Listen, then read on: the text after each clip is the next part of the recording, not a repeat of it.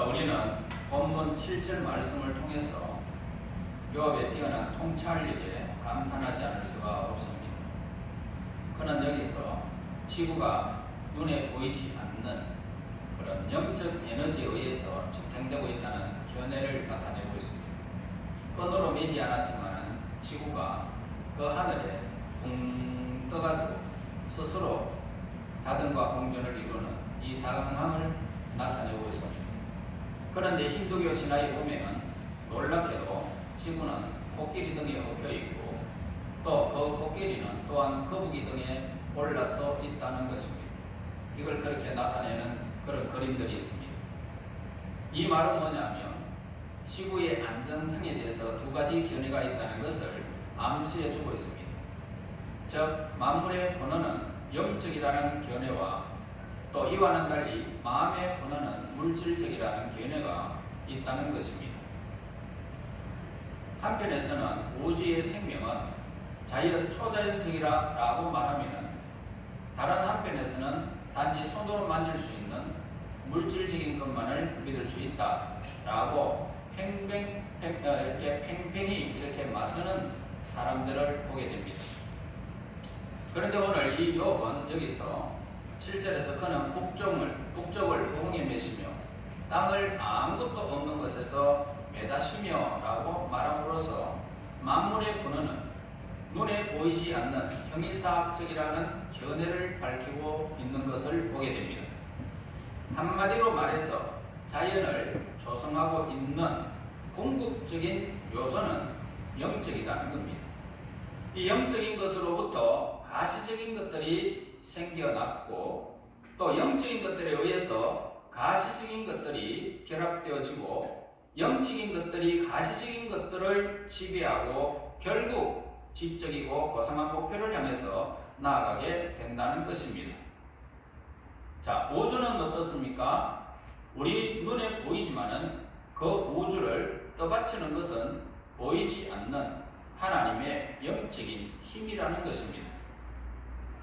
그래서 북쪽에 끈의 법수로 매다시고 하나님은 이 지구를 이렇게 돌리시는 영적인 힘이 하나님께 있다는 사실을 말씀해 주는 것입니다.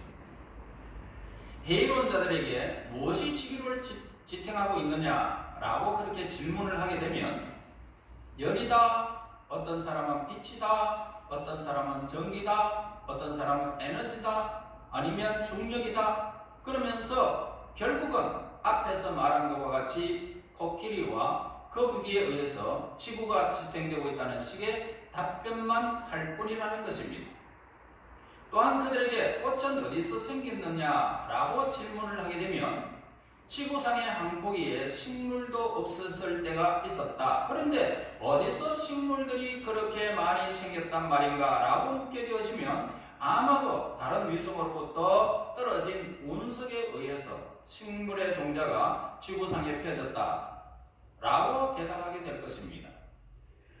또 생리학자들에게 인간의 생명을 유지하는 힘이 무엇이냐 라고 묻게 되어진다면 그들은 아마도 신경 에너지가 있었다 라고 그렇게 대답할 것입니다. 그러나 그 대답 역시 코끼리가 거북이라는 그런 대답 정도밖에는 더 이상 어떻게 설명할 방법이 없는 것입니다. 자, 교회에서의 이와 같은 대답은 터무니없는 소리일 뿐이라는 것을 우리는 잘 알고 있습니다. 우리는 만물의 근원이 살아계신 하나님께서 비롯되었다라고 우리는 믿고 있습니다. 그리고 성경에서도 그렇게 분명히 기록하고 있고요. 그리고 우리는 결국 우리 눈에 보이는 것들은 모두가 지혜가 풍성하시고 영원하신 하나님의 뜻에 달려있다라고 믿습니다. 우리는 물론 해외라는 자들을 믿는 그런 자연법칙, 자연적인 원인, 자연적인 결과를 우리들도 믿고 있습니다. 다만 그들과 다른 점이 있다면 뭘까요? 우리는 자연적인 원인을 2차적인 것으로 보고 1차적인 원인은 뭐냐? 하나님께 있다라고 보는 것입니다. 하나님께서 창조하셨고 하나님께서 누리게 하셨기 때문에 지금도 그 하나님의 그 손길 아래서 이제 이렇게 2차적으로 자연적인 그런 환경을 우리는 믿게 되는 것입니다. 즉 하나님께서 그 하신 목적을 위해서 사물을 변화시키시되 자연적인 현상을 이용하시는 것뿐이라는 뜻입니다. 그러므로 2차적인 원인에만 매달려서는 근본 문제를 해결할 수가 없다는 것입니다. 우리의 영혼은 물질적인 그런 우주만으로는 만족할 수는 없습니다. 보이지 않는 우주까지 창조하신 하나님을 발견하게 되어질 때 우리는 비로소 영혼의 만족을 얻을 수 있는 것입니다. 자, 물질주의에 만연하고 있는 요즘 우리는 하나님이 태초에 세상을 창조하셨고 만물이 하나님 안에서 결합되어졌다는 사실을 담대히 전가할 필요는 있습니다. 더욱이 오늘날 많은 사람들이 자연의 모습을 대하기가 어렵고 눈에 보이는 세계에만 연연하여서 보이지 않는 세계에 대해서는 무감각하게 그렇게 느끼기 때문입니다. 생각 안 하려고 해요. 우리는 마치 하나님에 대해서 아주 잘 알고 있는 것처럼 말하지만은 사실은 하나님에 대해서 저와 여러분 아는 것이 없습니다. 그림이나 조각품을 통해서 하나님을 묘사하려는 시도가 계속되지만은 하나님의 본질을 파악하지 못한 상태에서 모두가 헛수고다 이 말입니다. 이집트의 상형문자를 보면은 하나님이라는 이 단어를 나타내기 위해서 칼 위에 눈이 그려져 있습니다. 여기서 눈은 하나님께서 만물을 감찰하신다는 뜻이고요. 칼은 하나님의 통치권을 표시했다라고 그렇게 볼 수 있습니다.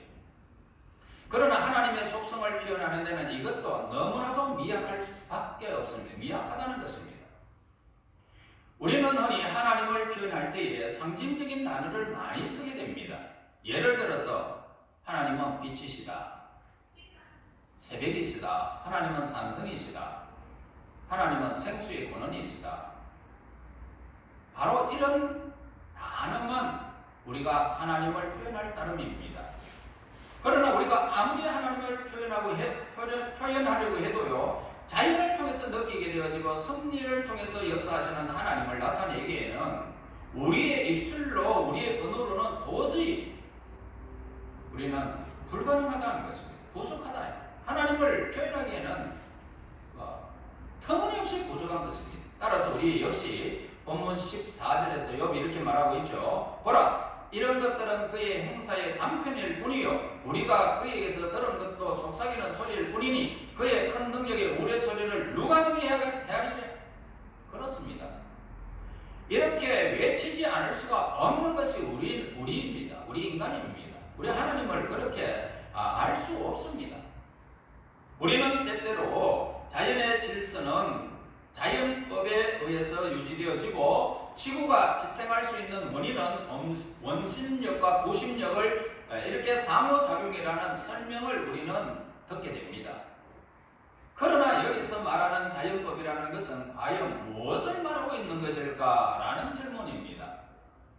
그것은 단지 하나님의 뜻을 성취하기 위한 수단에 지나지 않는 것입니다. 우리가요, 우주의 질서, 조화를 이룰 수 있는 것이 뭡니까? 배후에 눈에 보이지 않는 하나님의 능력이 작용하지 아니하면 이 세계가 창조주의 손길 아래서 움직이지 아니하면 하나님의 능력에 움직이지 아니하면 이 자연 질서는 없습니다. 우주의 질서가 어떻게 우리가 그렇게 정교하게 이루어질 수 있겠느냐는 것입니다. 지구는 한마디로 뭡니까? 불덩어리입니다. 예, 불덩어리예요. 지금도 속에는 그냥 불이 막 어마어마한 유황불이 그냥 막 지구가 걸펄 파고 있지 않습니까? 아직까지도 불덩어리입니다. 그런데 우리가 어떻게 살아갈 수 있습니까? 그래, 하나님께서 불은 가두시고 우리에게 자연을 이렇게 사시사철을 주셔서 쉽게 하시고 그렇게 섭리하고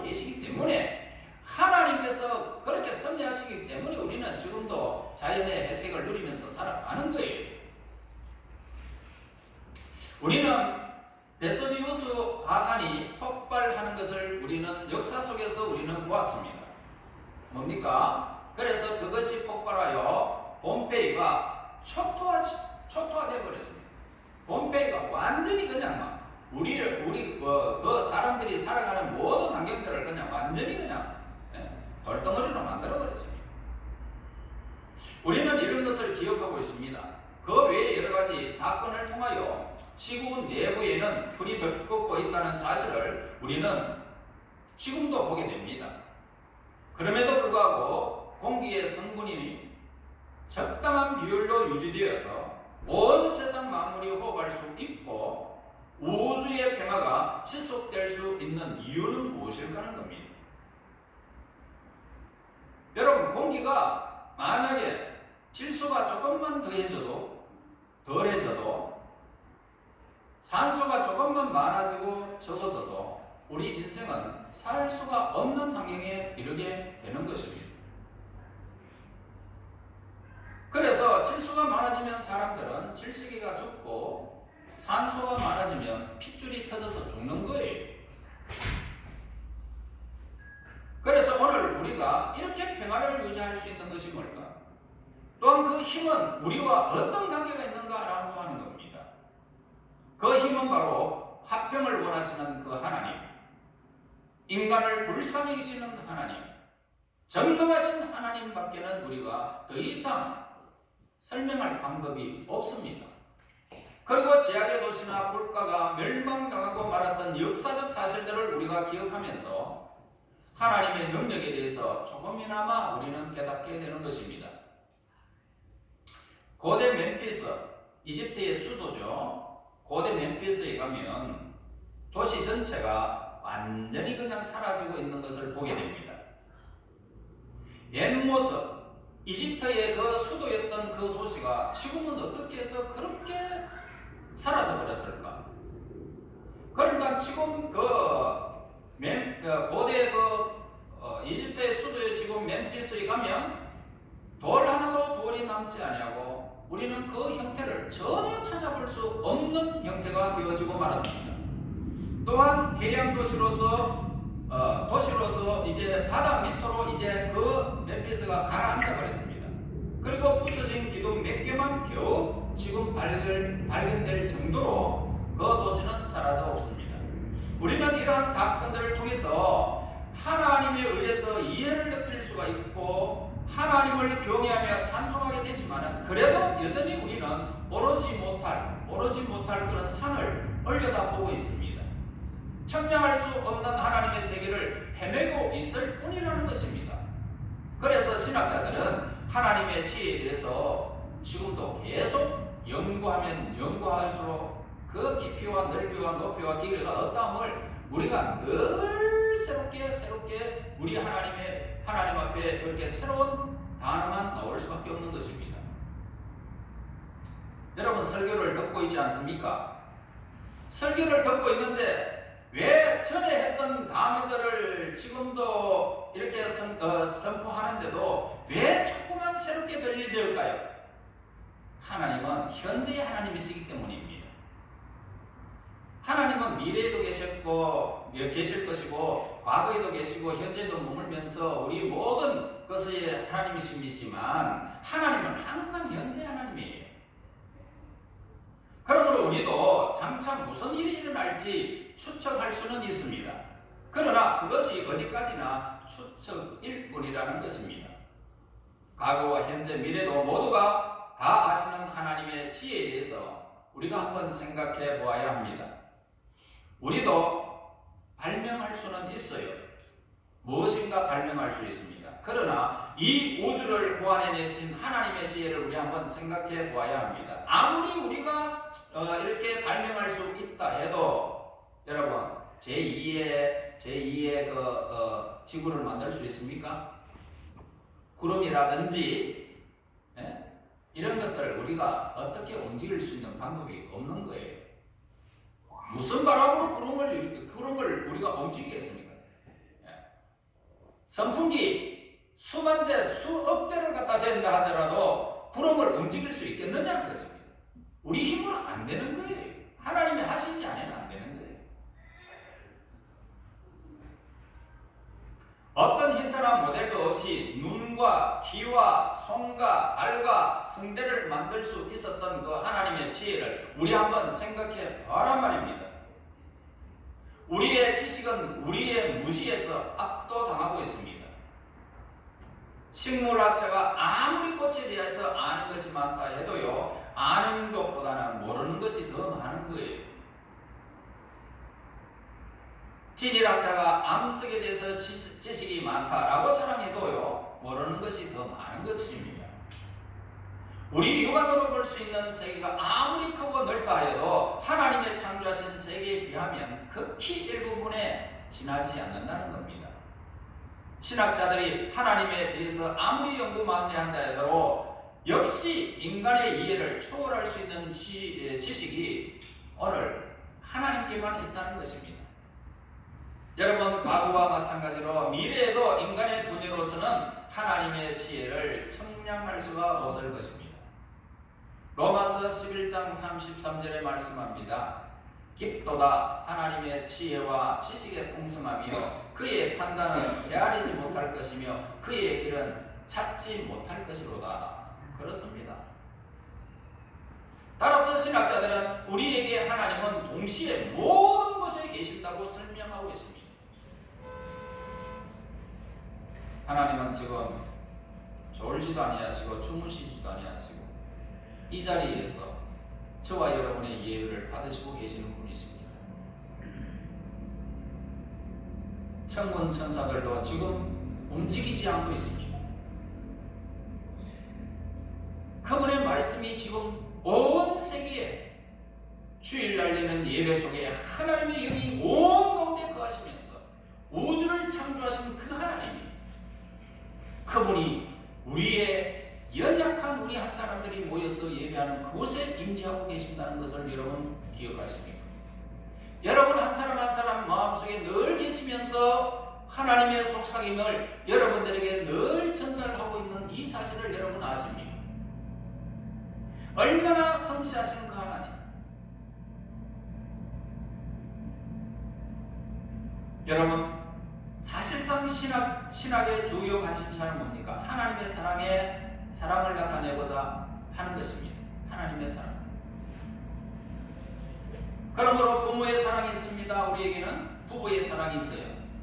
형제의 사랑이 있습니다. 얼마든지 나타낼 수 있어도 하나님의 사랑만큼은 우리의 눈으로서는 표현할 길이 없습니다.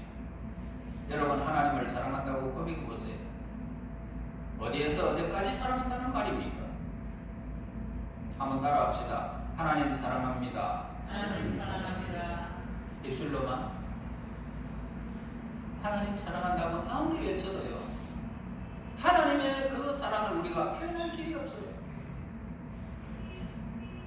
왜냐하면 하나님의 사랑이 온 우주에 충만하게 임하고 있기 때문입니다. 온 우주에, 천상의 하늘과 이 땅의 모든 피조물 속에서 다 함께하고 충만하고 있습니다.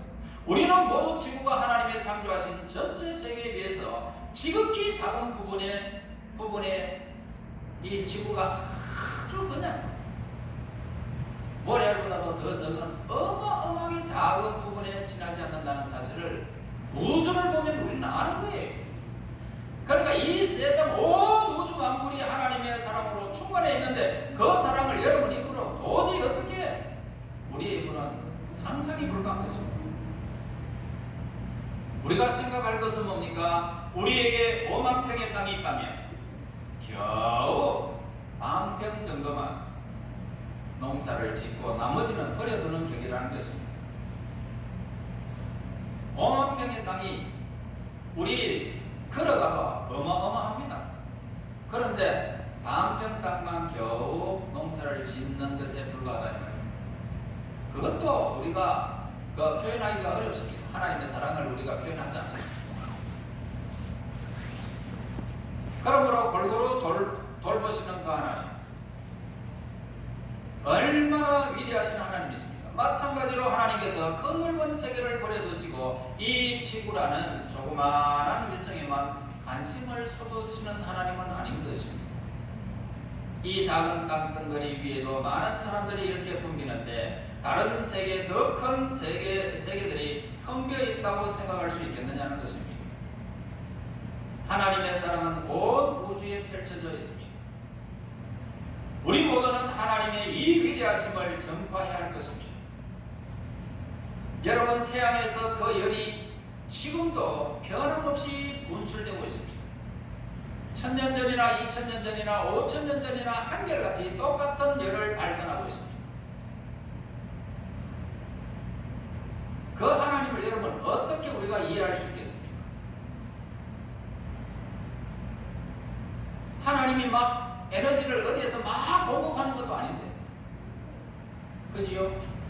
주유소에서 막 그냥 기름을 넣어가지고 불을 막 일으키든지 가스 공장에 가스를 배달해가지고 막 일으키든지 그렇게 안 한단 말이야. 그런데 거기 어마어마한 세월이 지나가도 통일합니다. 지구도 마찬가지.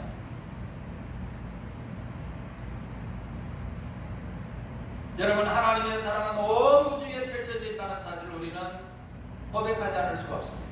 우리 모두는 하나님의 이 위대하심을 전파해야 합니다. 우리는 먼저 예수님의 사랑이 우리의 지식을 초월한다는 사실입니다. 즉, 이 세계에서 우리는 하나님의 극히 일부분만 볼 수가 있는 것입니다. 그러나 곧 하나님의 전체적인 모습을 볼 때가 저와 여러분 오게 된다는 것입니다. 그러나 그때는 인간과 인간의 얼굴을 마주하는 것처럼 조금도 희미한 그런 모습이 아닐 것입니다. 왜냐하면 그때는 새로운 피조물이 되어져서 우리는 깨끗하고 순결한 눈으로 하나님을 볼 수 있게 되기 때문입니다. 그날이 다가오고 있습니다. 여러분, 우리 눈에 신비하고 대단하게 보이는 것들이 많이 있지만 그 모든 것들도 하나님의 속성과 솜씨를 나타내기에는 너무나도 빈약하다는 사실을 강조하고 있습니다. 이러한 감정은 신실한 믿음을 가지고 자연과학을 연구하는 사람이라면 누구나 느끼는 감정일 것입니다. 그러므로 연구 도중에 자신들의 지식으로 이해하기 어려운 문제가 발생하게 되면 겸손하게 자신의 무지를 인정하면서 그저 추측에 불과하다는 것을 스스로 깨닫게 되는 것입니다. 자연 신비를 깊이 파고 들어가도 극히 일부분밖에는 볼 수 없다는 사실을 염두에 두면 시행착오를 겪지 않게 될 것입니다. 그러므로 저와 여러분, 하나님 앞에 고개를 들어서 되겠습니까? 교만해서 되겠습니까? 예배를 하나님 앞에 그냥 아무렇게나 드려서 되겠느냐는 말이에요. 이런 사실을 하나님의 창조사역뿐 아니라 하나님의 섭리를 이해하는 데도 도움이 될 것입니다.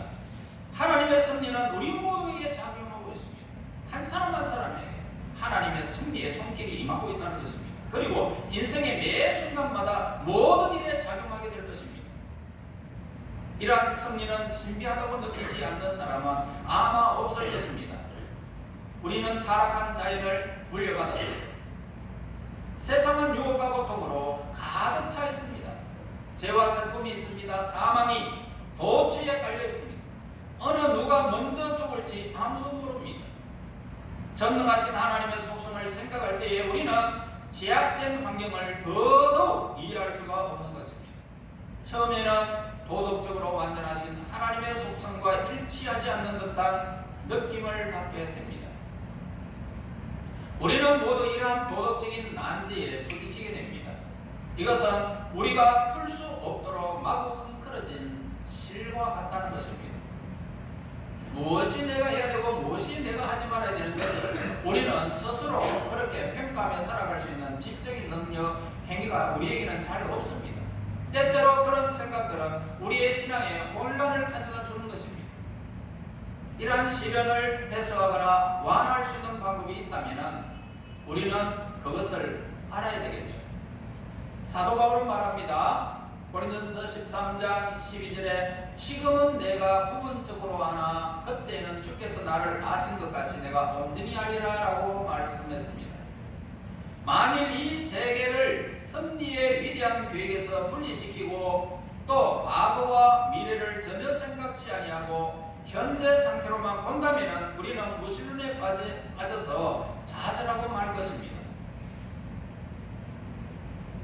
자, 14절에 보세요. 보라, 이런 것들은 그의 행사에 단편을 부리요라고 말씀에는 중요한 진리가 포함되어 있다는 사실을 우리는 알 수 있습니다. 즉, 하나님의 손길이 우리 주위에 도덕적 혼돈에도 불구하고 간접적으로 다가오고 있다는 것을 가르쳐 주는 것입니다. 무엇이든지 하나님의 허락이 없이는 되는 일이 없다는 것입니다. 우리 주위에 불공평한 일이 있더라도 그것은 모두가 하나님의 더 큰 계획을 이루기 위한 하나님의 계획된 과정일 뿐입니다. 단지 우리의 제한되고 불완전한 시야에서만 혼동 상태에 비치게 될 뿐이라는 것입니다.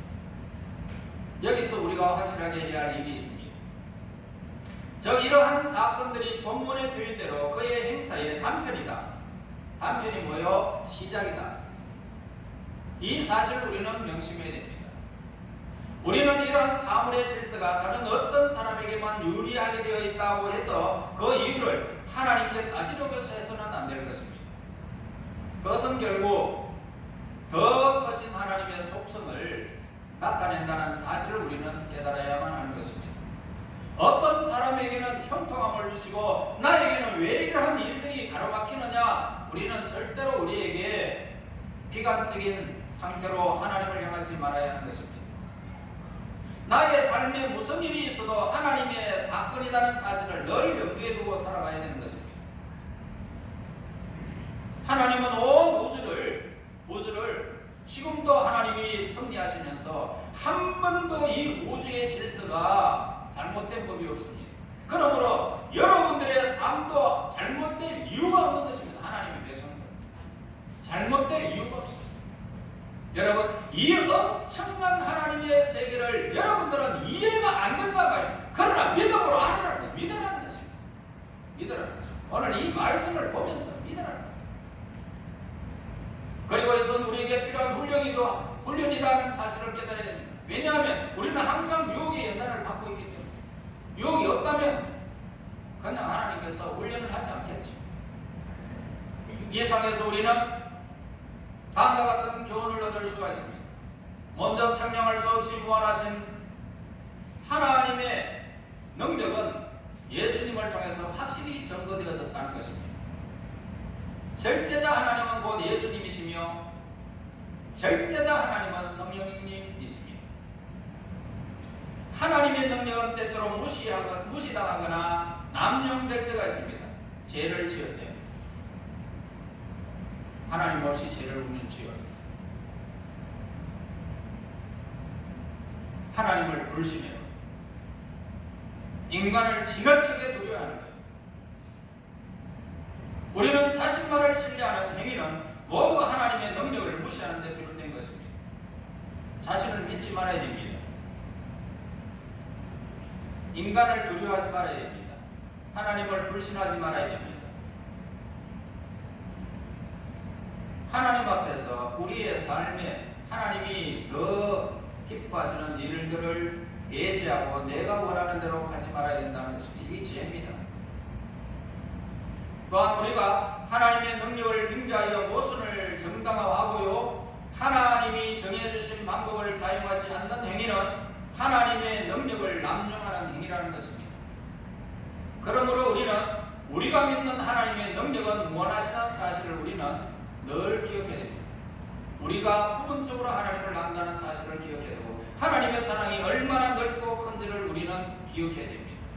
그러므로 우리는 하나님의 능력이 무한하시다는 것을 믿음으로 늘 고백하면서 우리의 삶에 어떤 일이 벌어져도 감사해야 된다는 것입니다. 감사하면서 하나님을 더욱 경외해야 됩니다. 하나님을 더욱 경외하시고 하나님의 위대하심을 증거하며 살아가는 저와 여러분이 되시기를 예수님의 이름으로 축원합니다. 하나님 은혜 감사합니다. 한결같은 하나님, 사랑이 넘치시는 하나님, 우주에 가득하신 그 하나님, 충만하신 하나님, 그 이름을 우리가 어찌 능히 다할 수 있사오리까? 우리에게 믿음이 없는 것을 용서하시옵소서. 믿음을 더하여 주시옵소서. 하나님이여 우리에게 믿음을 주셔서 사랑의 하나님을 증거하게 하시고 나타내게 하여 주시고 하나님의 그 위대하심을 높이 전가하며 찬양하는 입술로 변화시켜 주시고 삶의 모든 부분에서 감사가 넘치는 하나님의 그 은혜의 승리를 늘 기억하며 하나님의 그 사랑을 하나님 늘 간직하며 감사할 수 있는 감사가 넘치게 하여 주시옵소서. 그리하여 이 땅에 하나님을 더 기억하게 하시고 하나님의 위대하심을 전가하며 살게 해주옵소서. 예수님 이름으로 기도합나이다. 아멘.